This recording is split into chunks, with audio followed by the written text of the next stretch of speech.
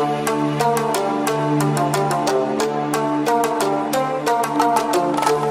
Friends, मैं हूं मनोज कुमार और आप देख रहे हैं आपका अपना पसंदीदा यूट्यूब चैनल आकाश फाउंडेशन क्लासेस।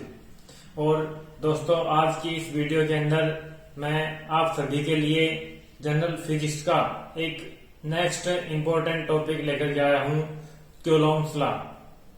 तो दोस्तों, जैसा आपने पढ़ा है कि जो चार्जेज होते हैं वो किसी भी सब्सटेंस की, किसी पदार्थ की, किसी मैटर की वो प्रॉपर्टी होती है जिसके कारण किन्हीं दो सब्सटेंसेज को, पदार्थों को आपस में रब करने के बाद, रगड़ने के बाद उनमें अट्रैक्शन या रिपल्सन की प्रॉपर्टी आ जाती है।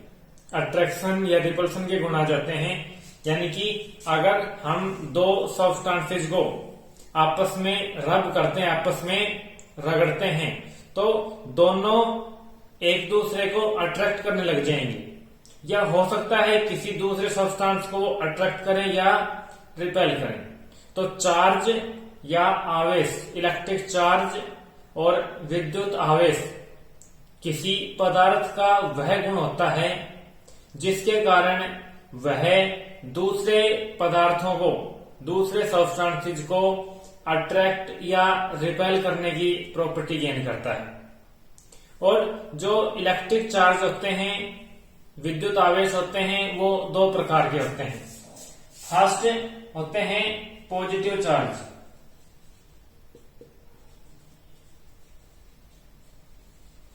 और सेकंड होते हैं नेगेटिव चार्ज।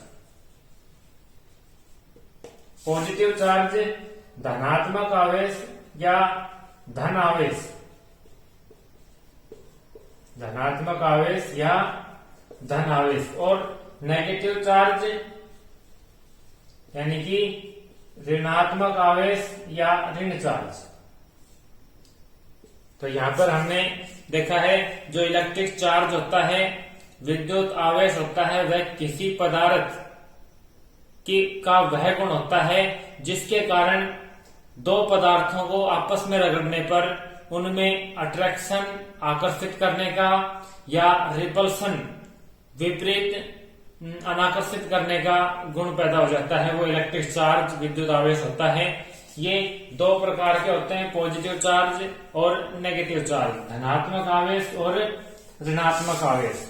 अब यहां पर आपने ये भी पढ़ा हुआ है, क्या हम यहां पर देखते हैं कि चार्जेस की, इलेक्ट्रिक चार्जेस की, विद्युत आवेश की प्रॉपर्टी होती है, उनका एक गुण होता है कि like charges repel each other,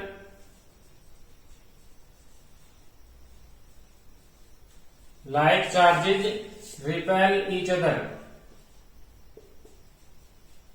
and unlike charges attract each other.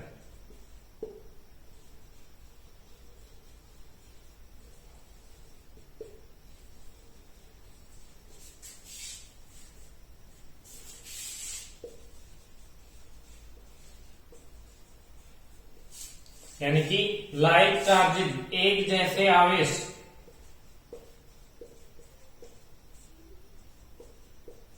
एक जैसे आवेश या समान आवेश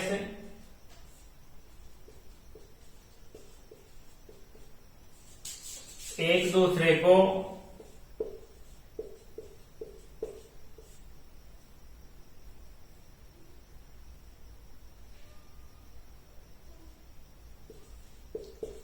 प्रतिकर्षित करते हैं।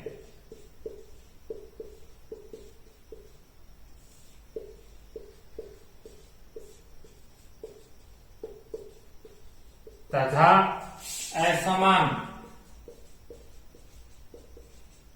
या विपरीत आवेश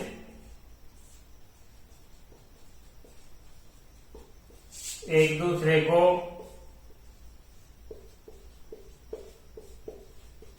आकर्षित करते हैं।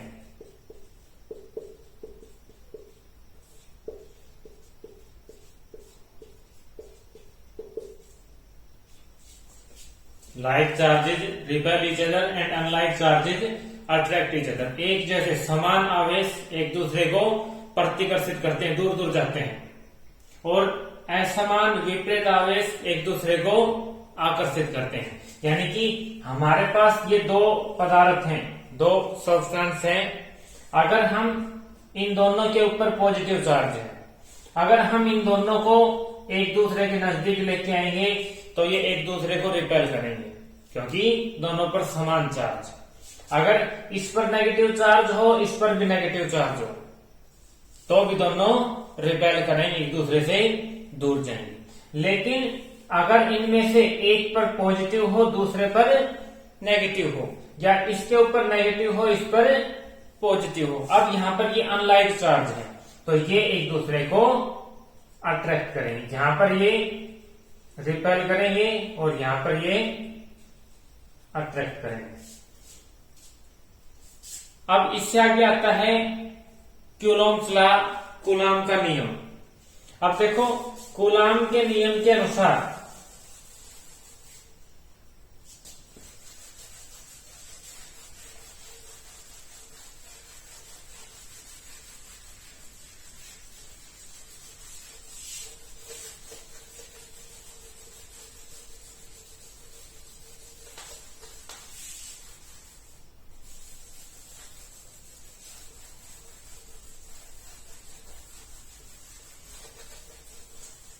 According to Coulomb's law, Coulomb के नियम के अनुसार किन्हीं दो आवेशों या किन्हीं दो इलेक्ट्रिक चार्जेज के बीच में लगने वाला फोर्स, लगने वाला बल उन दोनों के चार्जेज के प्रोडक्ट के डायरेक्टली प्रोपोर्शनल होगा, समानुपाती होगा। लेकिन उन दोनों के सेंटर के बीच में, उन दोनों के बीच में डिस्टेंस के स्क्वायर के इनवर्सली प्रोपोर्शनल होगा। यानी कि according to this law the force between two charges और charge bodies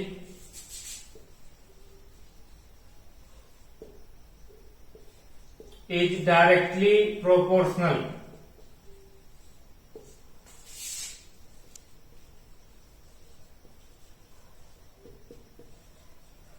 is directly proportional to the product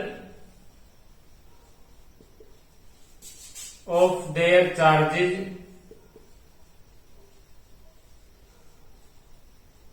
and inversely proportional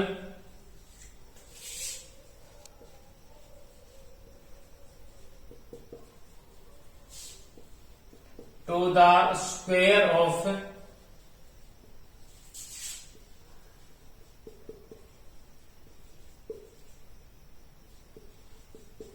distance between them. Coulomb के नियम के अनुसार किन्हीं दो चार्जेज, किन्हीं दो आवेशों या किन्हीं दो आवेशित वस्तुओं के बीच में, किन्हीं दो आवेशों या किन्हीं दो आवेशित वस्तुओं के बीच में लगने वाला फोर्स, लगने वाला बल उन वस्तुओं पर या उन चार्जेज के प्रोडक्ट के डायरेक्टली प्रोपोर्शनल होगा, और उन दोनों के बीच में जो डिस्टेंस, जो दूरी होगी, उसके स्क्वायर के, वर्ग के इनवर्सली प्रोपोर्शनल होगा। यानी कि अगर हमारे पास यहाँ पर ये चार्ज बॉडी है और ये दूसरी चार्ज बॉडी है, इन दोनों पर कोई भी चार्ज है, इसके ऊपर Q1 चार्ज है, चाहे पॉजिटिव हो चाहे नेगेटिव हो, ये इसके ऊपर Q2 चार्ज है। अगर दोनों पर पॉजिटिव होगा तो दोनों रिपेल करेंगे, दोनों पर नेगेटिव होगा दोनों रिपेल करेंगे। अगर एक पर पॉजिटिव एक पर नेगेटिव होगा दोनों अट्रैक्ट करेंगे। तो यहाँ पर हम टू चार्ज बॉडीज मान करके चलते हैं, जिस पर पहली पर चार्ज है Q1, दूसरी पर चार्ज है Q2। तो according to Coulomb's law, F force is directly proportional to Q1 Q2। जो फोर्स है वो Q1 और Q2 के प्रोडक्ट के डायरेक्टली प्रोपोर्शनल होगा। और इनके बीच में, दोनों के बीच में डिस्टेंस है R, दूरी है r, तो यहाँ पर f is inversely proportional to r square. f is inversely proportional to r square. दोनों को हम कंबाइन करते हैं, हमारे पास आता है f is proportional to q1 upon q2, q1 q2 upon r square. यानी कि फर्स्ट कंडीशन के अकॉर्डिंग यहां पर देखते हैं कि दो चार्जेस या चार्ज बॉडी के बीच में लगने वाला फोर्स उन दोनों के चार्जेस के प्रोडक्ट के डायरेक्टली प्रोपोर्शनल होगा। तो यहाँ पर F is directly proportional to Q1 Q2 and inversely proportional to the square of distance between them. उनके बीच में जो दूरी होगी उसके स्क्वायर के वर्ग के इनवर्सली प्रोपोर्शनल होगा, व्युत्क्रमानुपाती होगा। तो यहाँ पर F is inversely proportional to R square. इन दोनों इक्वेशन को कंबाइन करके हमारे पास आता है F is proportional to Q1 Q2 by R square. यहाँ पर हम इसको लिख सकते हैं F equal to 1 upon 4 pi epsilon naught, 4 pi epsilon naught Q1 Q2 upon R square. जहां पर ये जो टर्म है ये एक प्रोपोर्शनलिटी कांस्टेंट है, 1 अपॉन 4 पाई एप्सिलॉन नॉट। ये क्या है? प्रोपोर्शनलिटी कांस्टेंट है, प्रोपोर्शनलिटी कांस्टेंट है और इसकी वैल्यू होती है 9 into 10 raise to power 9, 9 into 10 raise to power 9। यहां पर जो एप्सिलॉन नॉट है ये एप्सिलॉन नॉट होता है conductance in air.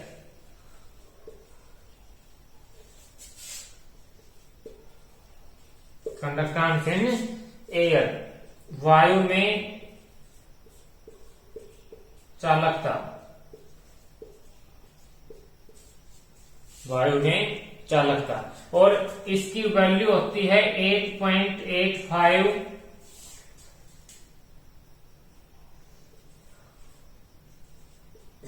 Coulomb square